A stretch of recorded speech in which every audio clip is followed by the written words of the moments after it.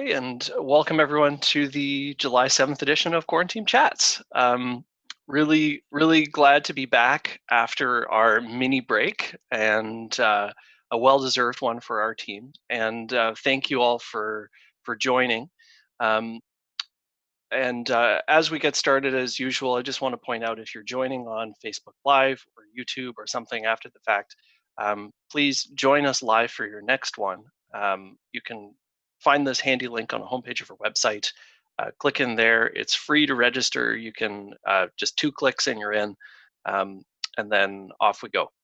So we'll run through our normal agenda. So I'll cover a little bit of news, and then we're going to get into the meat of our discussion today, which is really about ideation and how we implement those ideas and communicate about those ideas. And as usual, this is meant to be a discussion. So there's a few ways to do that. Make sure if you're going to type something into the chat box in Zoom, make sure to select all panelists and attendees, and you can type something in there and then everyone will see that. As we get started, if you want to just say hello to the other people on the webinar, that would be nice, maybe where you're coming from or what your business is about. So it'd be a nice little intro in there. If you want, you can also use the Q&A feature, and or you can raise your hand and then we can by any means unmute your mic. So this is meant to be a discussion, and really nice to have everyone's participation. This is actually really nice. It's going to be a little bit more of an intimate gathering here because we essentially didn't have as much promotion activity since we were off last week. But it's nice because we wanted to have a little bit of interaction on this one too. So let's get into introductions. So many of you know me. I'm Ian Rogers, founder of EntreFlow Consulting Group. What can I say about me that hasn't already been said? I was originally born in England and moved here when I was very, very young. And my dad was an engineer turned entrepreneur, and so I took a lot of inspiration for my entrepreneurial journey from him. Also joining us on this QT Chats is Doron Meir. Doron, do you want to say hello and introduce yourself a little bit? Yeah, hi everybody. So I'm Doron. As you can hear from the accent, maybe I'm from Israel originally. Been here in Vancouver for 6 years or so. Animation director, storyboard artist, and a doer of things. I've done applications and wrote books and all sort of things. I also wrote one of the big things I did was writing Workflow, which is a product of my obsession with the creative process and how to streamline it, how to get the results faster and with less pain. So that's sort of the basis of what we're going to talk about today as well. Sounds good. A little bit about EntreFlow for those of you who may not know. We are a boutique consulting firm. We do accounting, CFO services, a lot of system stuff. We help people grow their teams and build a lovely culture with our HR manager services. And we do a bit of strategic marketing support too. Our services are really aimed at small, high-growth companies in Canada, so maybe startups or in that early growth stage where you've got some traction and need to turn that into growth. That's who we serve and what we do. And also joining us on the call today is Colin. Colin, do you want to say hi? Hello. Oh, can I say more? You can say more. I always do. I'll try to say less for a change. That'll be refreshing. Doron, nice to meet you. It sounds like we are kindred spirits. My background is in design, and I'm an architect, so that whole design thinking ideation space is my happy place. And as an entrepreneur, I've taken that forward. So I really look forward to hearing what you have to offer today, Doron. I'm really excited about this QT chats that we have going on here. For those of you who do not know me, my name, as Ian said, is Colin Weston.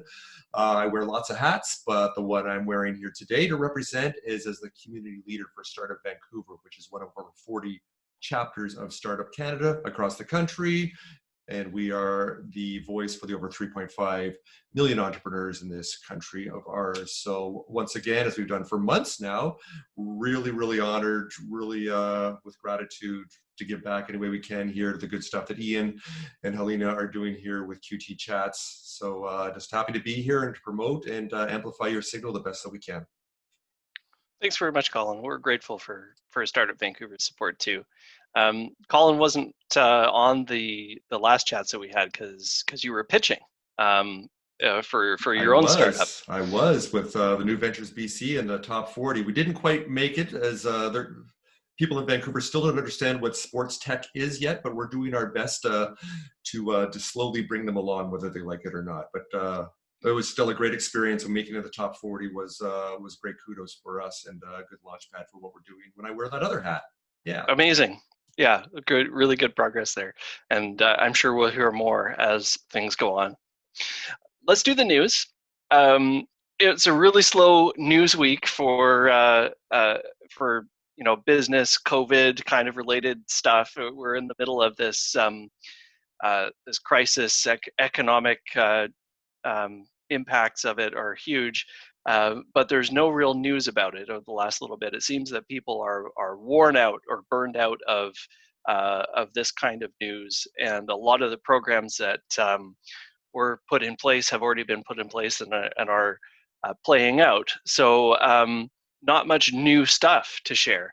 But I did miss one from back in late June, which is for our Ontario-based clients or community, and that's the Digital Main Street platform. So there's $57 million worth of grants.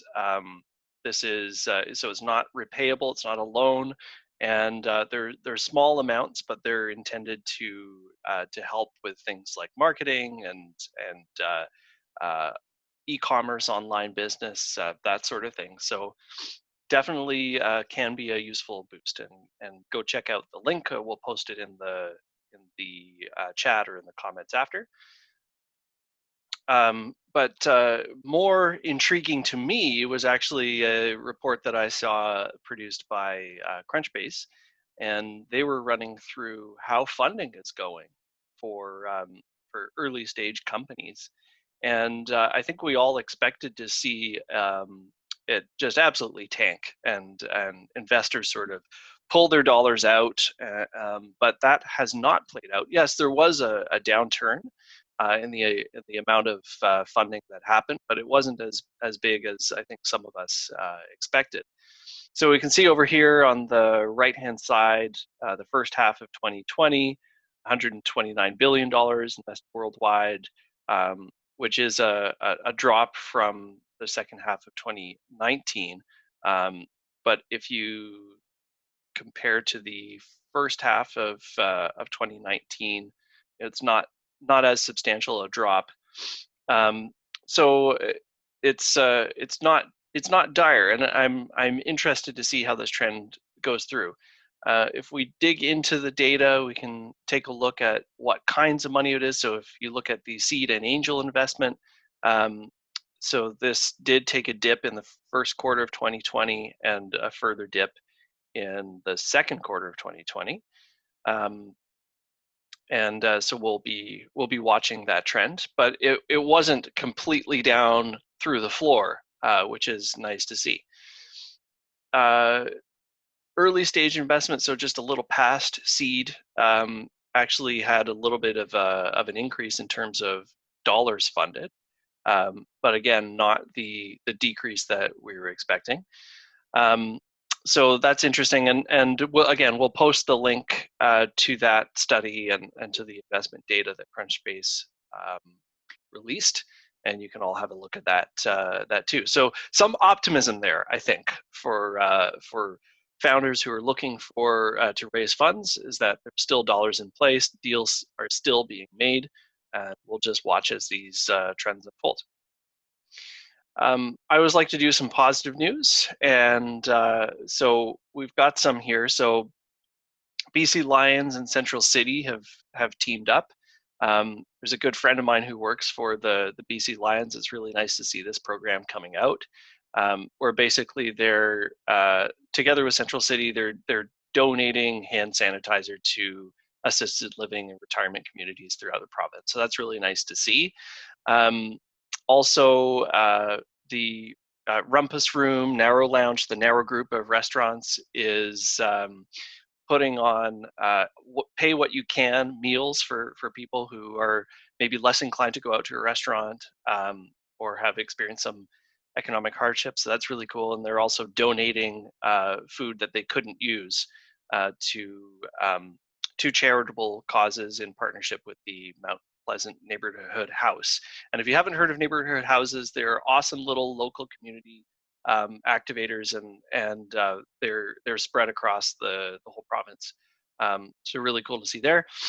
And I'd be remiss, I think, if I didn't mention what our good friends over at Spring are doing. They're sort of across the hall from us, and they've got a business resiliency program, and that's sort of really picking up speed, and they're offering this content, education, etc., to small business owners who need help figuring out their way through, let's say, some tricky times here, and building resiliency in their business. And a growing list of partners on that, and growing list of companies taking advantage of that program, and it's really great. So check it out if you haven't already. Okay, that's it for the news, and I'll just pause there because I was away and on vacation brain. So really, this is just what I came up with in the last couple of days. Did I miss anything while Team EntreFlow was away in terms of business news? I'll go to Colin. Did I miss anything? No, I think you're correct. It was a bit of a slower week. I think the COVID fatigue is hit in with people. And there's been so many good programs that have been put out there, and the information has been plentiful, but also clear, and you're doing a great job of that. So I think the short answer is no. And if anything comes to mind in the next hour, I will put it in the in chat though. Okay. Okay, sounds good. Thank you. All right. All right, let's get into the main topic of the day, which is ideation, exploration, and creation of ideas.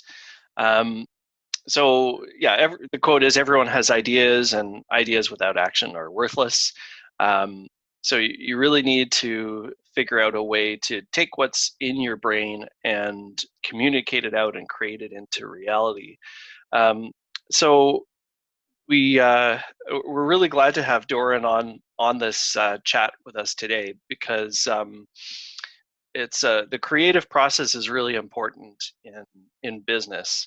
And sometimes we think that founders who just have great ideas are the ones that are successful. But I think it's really more to do with how you take an idea that is up in your head and build some alignment around it with people that you work with, co-founder, for instance, or early team members, perhaps with investors, and service providers even, and then really create that forward into reality. And I think a lot of businesses have had to pivot, have maybe put out some ideas for how they're going to move things forward in this new reality. And some of those ideas have worked, some of those ideas have fallen flat. But I think really part of, I guess, that business resiliency concept is about the process of ideation, right? Is about, you're always going to need to come up with new ideas. And if you get good at creating ideas and building alignment around those ideas, communicating those ideas, then that's going to build up a competency within business that will help through tricky times like this, and also accelerate growth through periods where there's more resources available to us. So that's me introducing the topic, but the real expert on this is somebody who is a creative and has thought a lot about this process of ideation and creation of ideas, and the creative process, and so that's why we brought Doron onto the call today. So with that, I'll turn it over to Doron, and if you wouldn't mind, you can take over the screen and share your slides that you had for us. Take it away, Doron. Thank you. All right, so I'm gonna share. Oh, I need to. This will solve somebody else's. Yeah, okay. That's okay. So, do you see my screen? We sure do. Awesome. So, I'm gonna actually start this talk today with when the idea already exists, okay? And we want to communicate it. So this is about brain to brain, how to present your amazing idea quickly and efficiently. And when we say present, when I say present, you might be thinking, an amazing PowerPoint presentation or something like that, a video or something like that, which is part of it, and we are going to touch on that as well. But for me, a presentation of an idea can also be just something you explain to somebody orally, right? And so that, when do we do that? So when do we present our ideas, even casually? So first of all, obviously, clients, investors, when you want to sell an idea, you have a product, you have a thing you want to give, and you want to basically the sale pitch, right? That's obvious. But also, let's say you have an idea for how the company can do something more efficiently, for example, right? So you want to talk to the management and persuade them, show them their idea, get them to buy this idea, right? So, or a supervisor or what have you. And then maybe you have a team and you're one component in you're doing one thing and your team is doing some other things. Maybe you're doing marketing or something else and other people are doing different things, and you want to make sure that you collaborate, they understand what you're doing, you understand what they're doing. So that's another form of when you have to communicate ideas.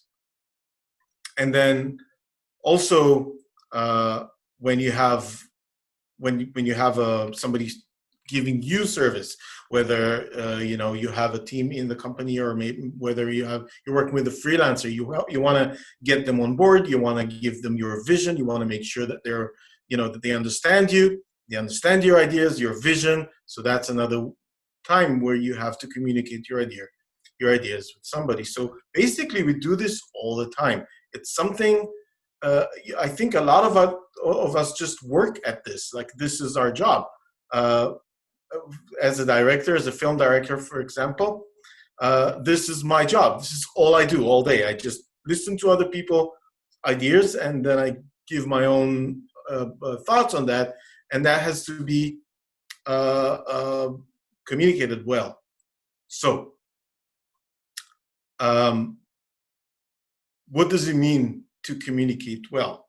To communicate your idea well, and I would say we want impact. Right, like you said, Ian, ideas that don't go anywhere, that we don't act on, that don't come in that they don't have an action following that, they're worthless, more or less. So we want impact. So basically, we don't want just for the other person to understand us. We want them to buy into it and to really get excited about it. So what is good communication? We want clarity, right? We don't, if they're coming out of that explanation or presentation or meeting or whatever confused, that's not good, not going to help us. We want them to be excited about it. So clarity only goes so far, but if they're not excited about it, they won't act on it, or they won't act as, with as much power. And the other thing we want is for it to be quick.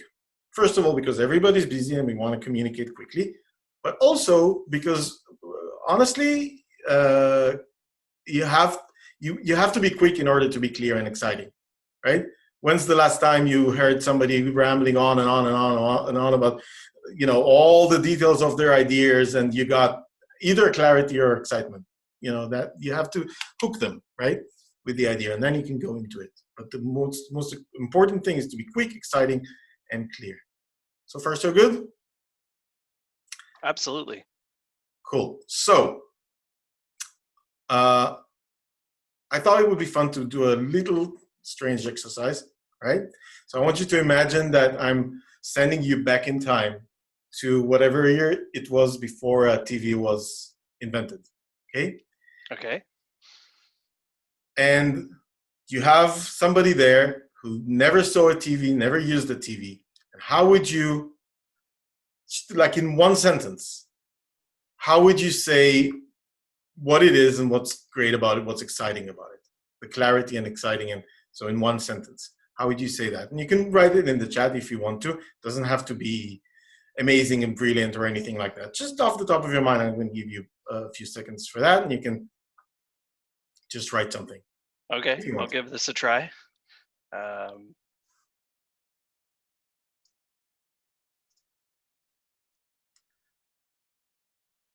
And so I lost my chat here.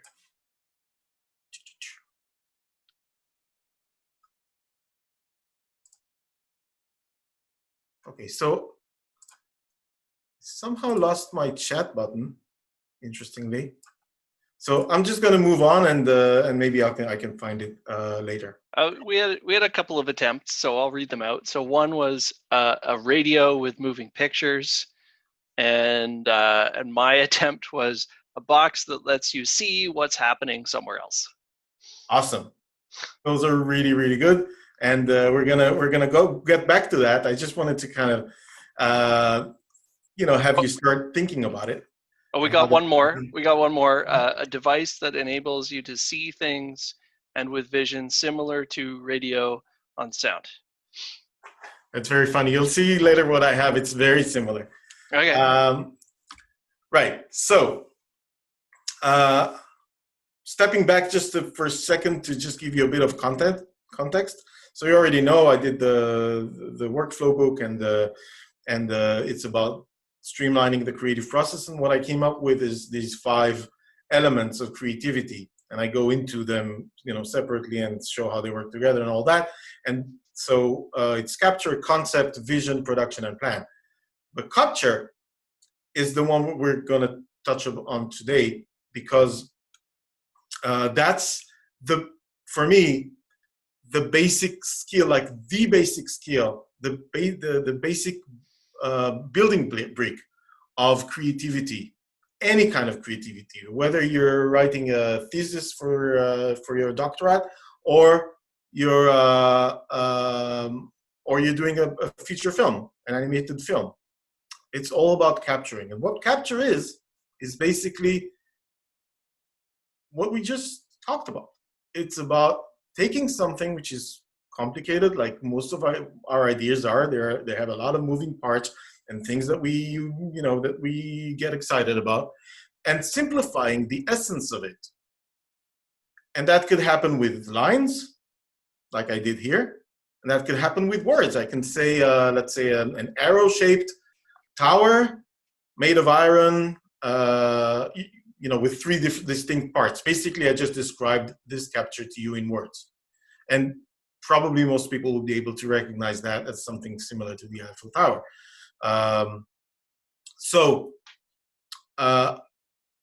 That's a skill. That's a skill you can be good at or not so good at. And it's a skill you can actually work on and practice and get better at. And basically what we're doing is we're kind of condensing a lot of information into a lot less information, and then the other person can take that compressed information and expand it in their brains to something that they're imagining, right? Beyond what you're showing them, right? You're looking at this and you're imagining Eiffel Tower as you know it, just through this little doodle, right? Mm-hmm. So it's So that's going to play out to something we're going to talk about in a second. So just keep that in mind, that it's not about, you just show this. You're showing something that gets expanded in somebody's brain. All right. So now I'm going to go and talk about the dual system. And what I mean by that, so you know how we have the 3D vision by each eye looking at the world from a slightly different angle, and then the brain combines it all. We have the stereoscopic 3D vision. Well, I think we have something similar with the brain, and we all know about the right brain and the left brain. Basically, we have two systems of representation of what we see and hear and think about. One is very analytical, the other one is intuitive. Okay, one takes things apart, and one looks at things more holistically. Right? So why is that relevant? Here's why. If we are representing something complicated in a simple way, if we're representing it, well, if we're talking to somebody else's brain, if we have two different systems of representation, that is relevant to what we need to do. Does that make sense? Yep. So this is what it looks like. Basically, there's if you look at a pear, very simple, the left brain would see something like this. The left brain would see, oh, it's made of this shape, and it's made of this highlight and this shadow and this midtone.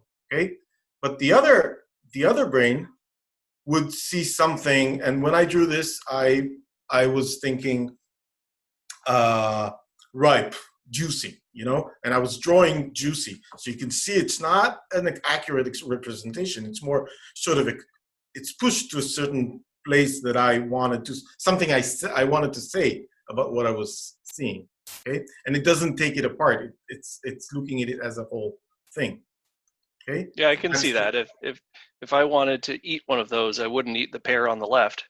I would eat the pear on the right. If you build one of those, you might go with a pair of the left. Yeah. Right? So both are good. It's just how do you use them, and how, more importantly, how do you combine them? And we're going to look at that right now. So another example here, just in case you don't want to draw pairs. When we outline something with boxes like this, we're using the left brain. Outline is a left brain function. When we do a stream of consciousness sort of writing, maybe to figure something out or to just brainstorm with ourselves, that's a right brain function. Okay.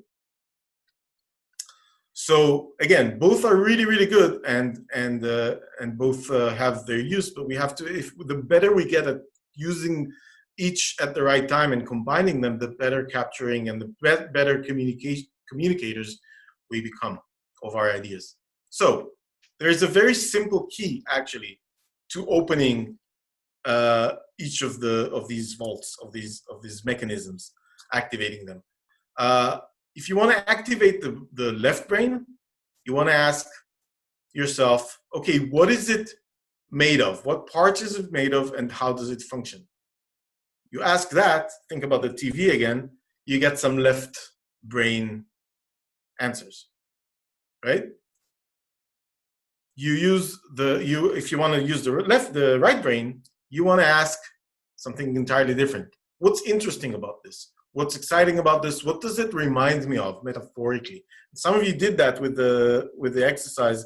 You said something like it's like radio with images, right? Somebody said that. That would be a right brain function. Cool? Yep.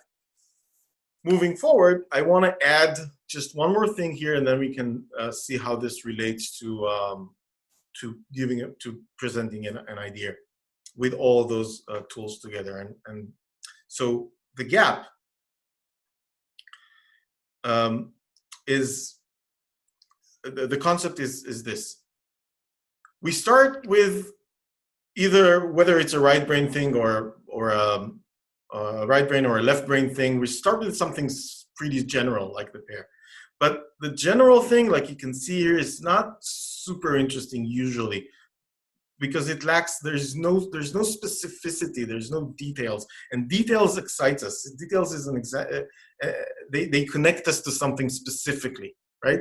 It helps us imagine ourselves in the situation or imagine the idea better. So in this example, I'm just adding just very few details, to this very general drawing.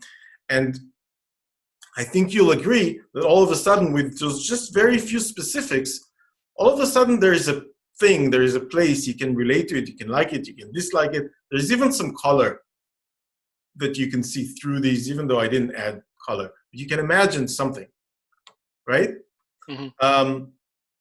Now, if I add more than that, now I've added too much. I've added too much information, and it takes away from the experience, and it's less charming to look at, and it's because now I've sort of overdone it, and the brain doesn't get to participate as much, because the brain does like to add in the details. So you take that away, and it's more boring.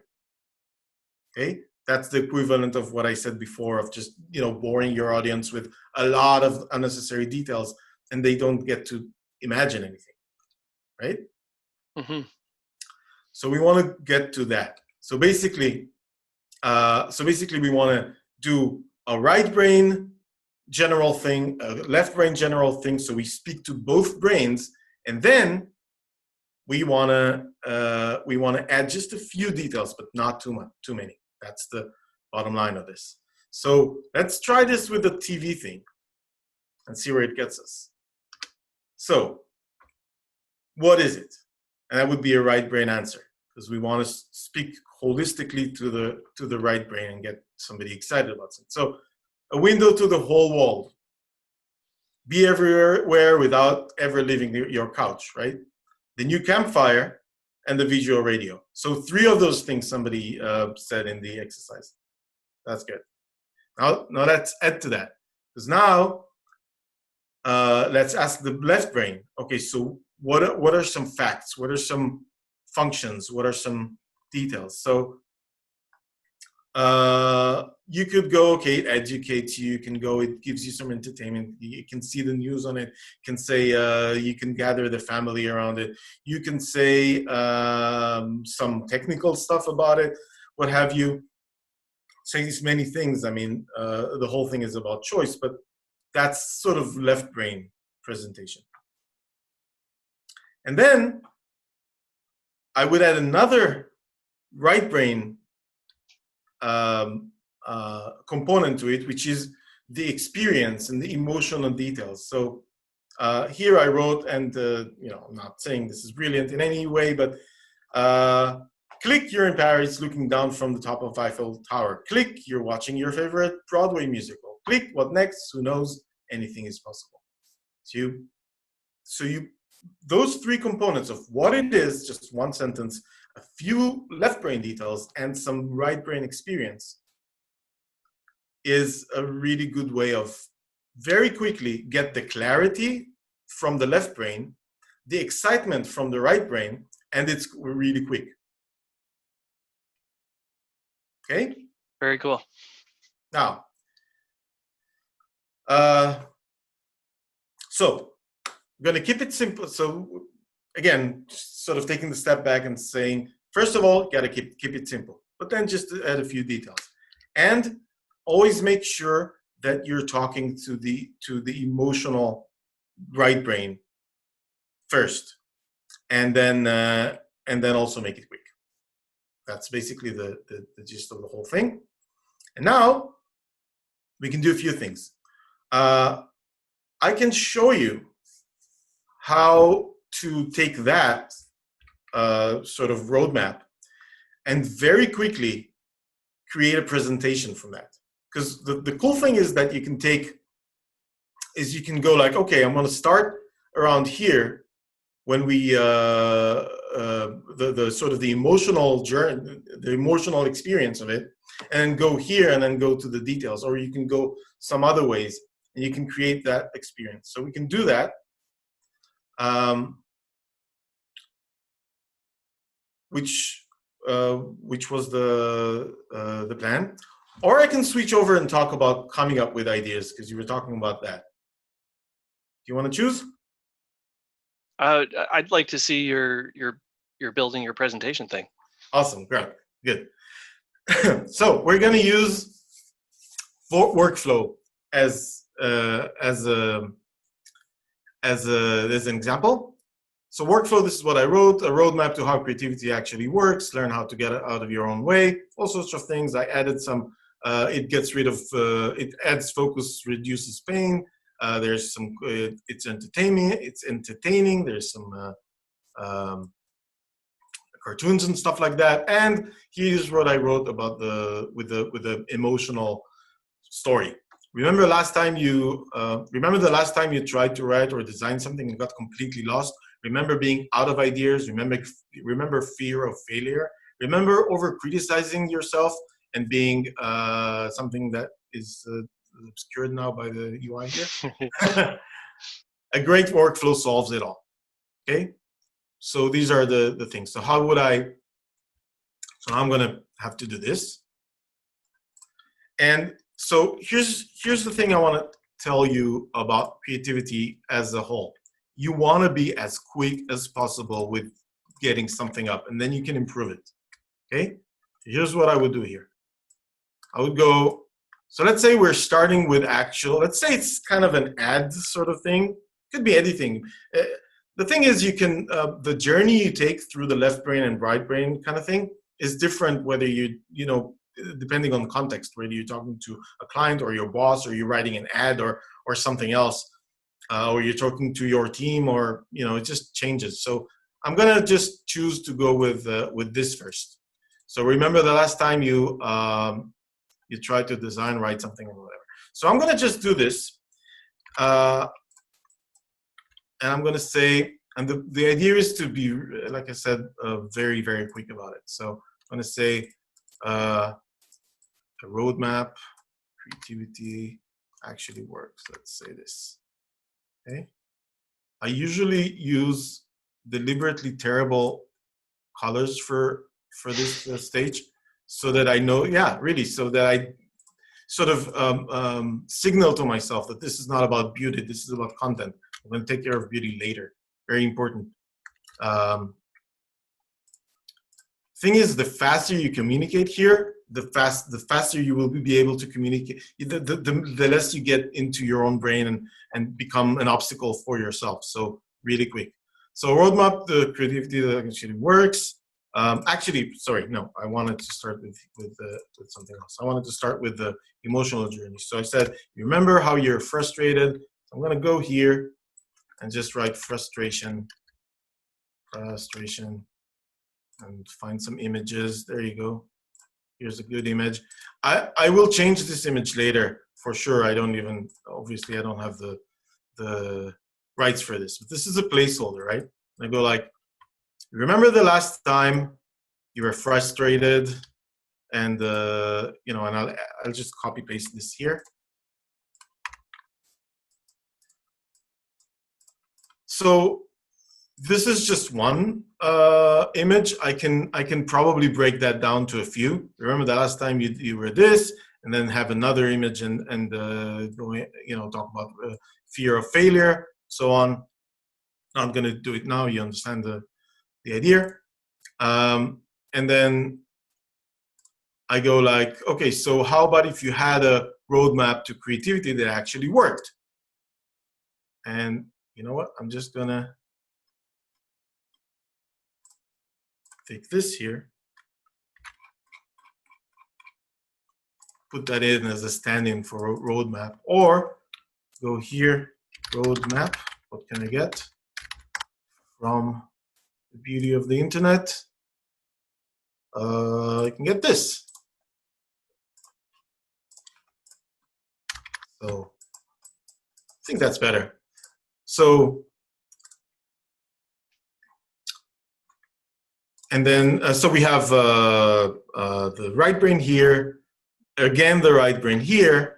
just giving them, telling them what it is that I'm trying to sell, to explain or sell or whatever.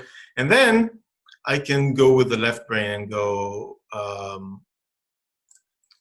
and take some of these. So, you know, it's color coded. Oops, sorry. It's color coded like this. Color coded.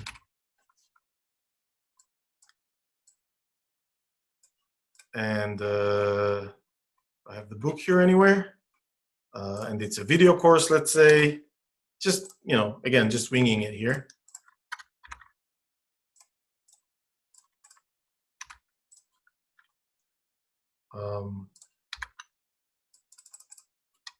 Video course. And then I want to just end it somehow.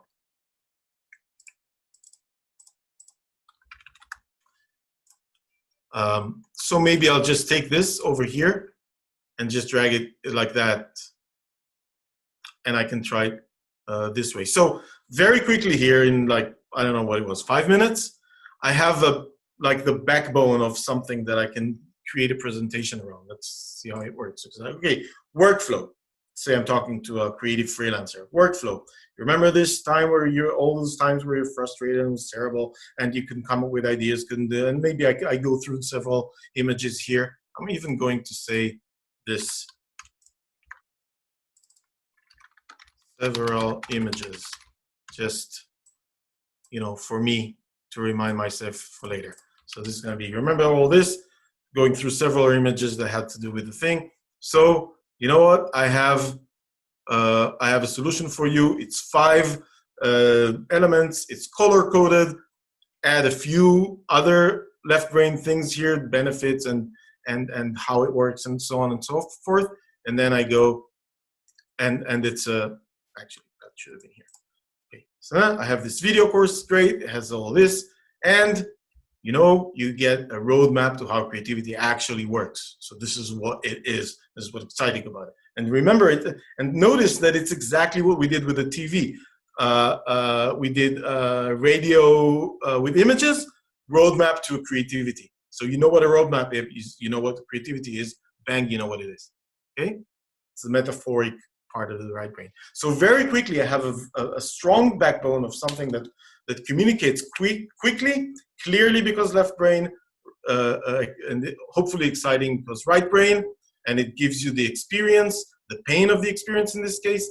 Maybe I should add the, you know, the other side of it, like after you got it, how, you know, a lot more pleasant things are, how fun it is, and then I just finish with the thing, and that's it. So that's sort of how we can use the idea of left brain, right brain, and a few specific details to very quickly get to a presentation that is clear and exciting. That's it. Very cool. I can definitely see that sometimes in my presentations I'm focusing too much on the left brain side of things. So it'll be good to draw in some of those other components. Cool. So while we're at it, there is a video course. There is a YouTube. I'm actually doing a YouTube series now on this. You can just Google on YouTube Doron Meir workflow, and you'll find it. It's going on as we, you know, right now. I started it about a month ago, and you can also go to the workflowbook.com and read a little bit more about it. And you can ask me anything. And if, depending on how much time you guys have, I can also talk a little bit about the process of coming up with ideas. Or I can answer some questions. Sounds good. Well, let's pause for questions here. Does anybody have any questions for Doron? Well, hey, I wanted to jump in for a second. Doron, thanks for that. That you reinforced a lot of the things that I believe in, and some things I've forgotten. So they were a great reminder. Also, there, I love the kind of the three images you had there of the castle there, with the one in the middle being that sweet spot. 'Cause I know myself, even though I presented a lot of times and pitched a lot of times, you still get caught up sometimes that you want to tell everybody everything, in that idea of, he said, holding back a bit and restraint, and understanding there is that give and take of the audience and the people that are absorbing and processing the information and using their own personal experiences to connect the dots with what you're actually putting out there.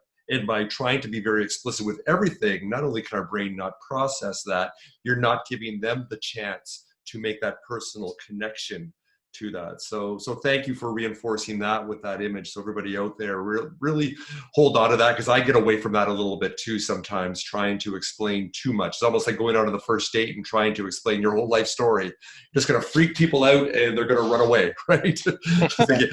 Don't do it. So I think that's a great thing as far as the iterative process there for yourself to slowly, maybe a lot of people may not understand what wireframing is. Maybe you can talk about that a little bit, this idea of prototype thinking a little bit, because all these things are interconnected between design thinking, prototype thinking, and ideation, what you're talking about. So without overwhelming people, and perhaps into the next thing you're talking about is, a lot of people I run into is like, well, I'm not creative, right? I've been to design school. It's like, which is nonsense, of course. Just, if you can only draw stick people, doesn't mean that you're not a creative person that can actually bring other ideas together. So perhaps you can elaborate on that a little bit. First of all, every time you write an email, let's say an important one, you're creative. You're creating something, and you're thinking, if you're doing it well, you're thinking how the other side is going to see it, and you're editing and you're iterating. This is creative work. This is absolutely creative work. If you're writing a thesis, if you're like I said, if you're pitching something to a client, every time you do that and you come up with something and you iterate, that's creative work. There's no difference between this and animating or drawing or sculpting or anything like that. It's the same process exactly. And I've had business people and programmers and producers buying the book and telling me that it's helping them, even though I'm writing from my experience as a more creative, like, like a creative industry kind of thing. Artist, I meant, kind of thing. So that's absolutely true. In terms of I'm not creative, I can't come up with an idea. I'm kind of debating going into another presentation that I have from another thing. But let's try and do it without. Here's what I want to say about that. If when you sit there and there's a blank and you want to come up with something and you say, I have no ideas. That's really never true. You always have ideas. You don't have good ideas. Well, good ideas, why would you have a good idea? You just started thinking about it, right? Why would a good idea be sitting there for a situation that you've never experienced before? Because it's new, right?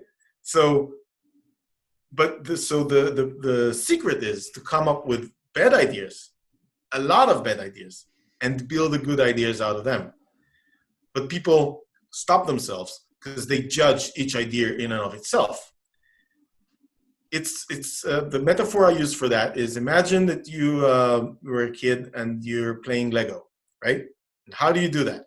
Do you reach into the box, take a piece of Lego, go like, well, that's not a very good piece, put it back and look for another one? You don't. What you do is you pour the whole thing on the floor and you sit inside of all those pieces that mean nothing in and of themselves, and you start putting them together until something clicks. That's a very good analogy to what I'm doing when I'm coming up with ideas. Every time I start storyboarding, I get a script and I need to storyboard. I'm always panicking because I'm always out of ideas. But I already know that if I play with enough bad ideas, a good idea will come out of that. And there is a specific technique to do it. It's you need to know how to do it. That's, by the way, the second block in the 5 elements. Right. No, I love that because I kind of say it as a joke, but it's true. I use that example too, where I say that I get all my bad ideas out of the way, so only the good ones are left, and that's part of the process. And sometimes it's a bit humbling for your ego because even you know they're bad ideas. And I guess one thing to reinforce with people out there too, when they're worrying about, am I creative? Is this original idea? You don't need to stare at a blank piece of paper, your idea of spreading all the pieces out there to see what they are. In that case, the metaphor could be all the pieces are all different industries and segments and other things that are working and are successful that resonate. And I do this also with what I design, not only as an architect, but also with what we do in innovation and entrepreneurship. We don't create from us starting from a blank piece of paper in the sport innovation space. We see what's trending, what's working elsewhere, what resonates with people, and we take the best elements of those things and the best elements of whatever sport or industry we're already in, get rid of everything else, amplify the other things, reduce some others, add some new stuff, and just start to experiment and do that. It's that, I don't know if you're familiar with blue ocean strategy, but I'm a practitioner of that also. So looking outside of your industry for inspiration to see what is clicking, and then bring all those ingredients in and mix them up and start putting those Lego pieces together, right?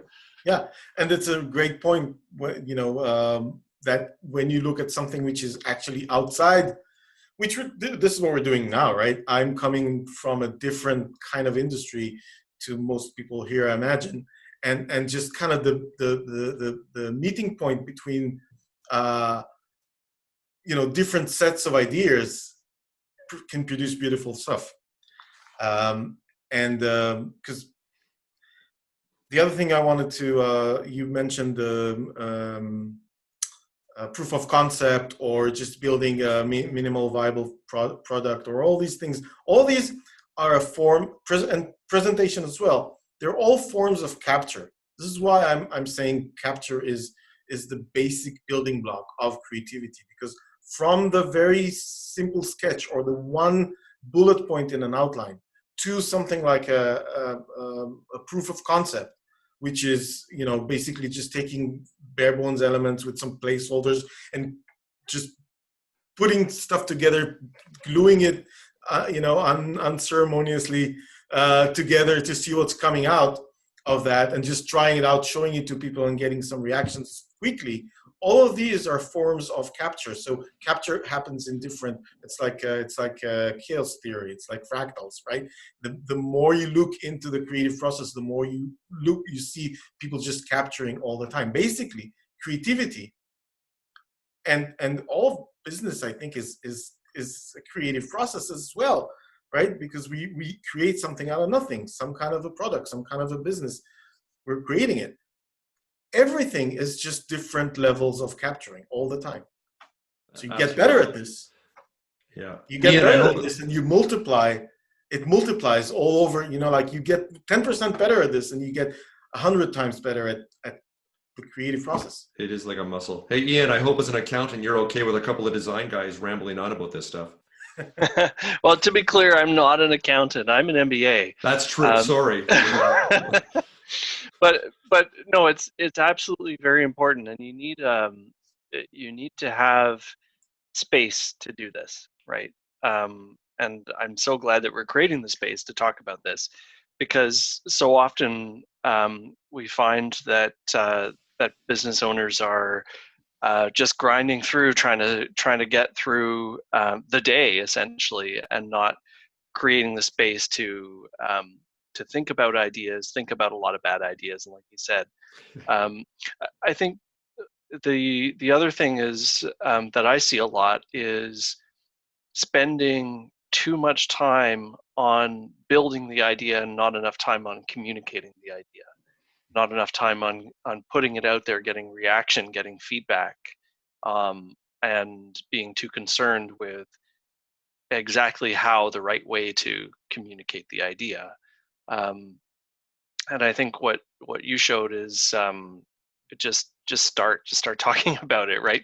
Come up, you've got a framework there. I think there's no one perfect way to do it, but the fact of doing it and practicing it and doing it well and often will feed back into the build process as you go, right? Yeah, Yeah, you're exactly right about something I probably should have mentioned. I do a lot of presentations for myself because Hmm. it's a good way to glean like what's the essence, why am I doing this, what's the most important thing, because it's very easy once you start doing the thing, and it could take years, right, to sort of get lost in the sea of and fog of everything that needs to be taken care of, and new thoughts that come in, people giving you feedback. If you have that lighthouse, which is that presentation you did, right, as the first step, like, this is what I care about, that's a very, very strong tool. So I do presentations, visual presentations like that to myself all the time. Very cool. All right, well, let me just take over here because I want to wrap up. So hang on a second. All right, are you watching my screen again? Yes. Am I back on? Okay, perfect. So I wanted to talk about what's coming up.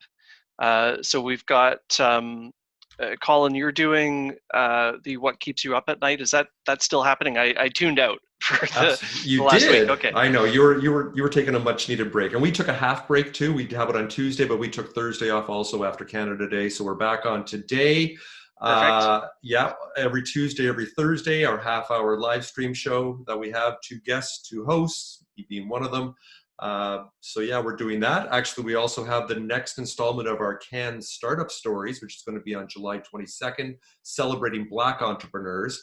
So we've got speakers all across the country that are going to be participating in that. So we'll be starting to promote that starting tomorrow. Yeah, it's going to be exciting. Okay, that's great to hear.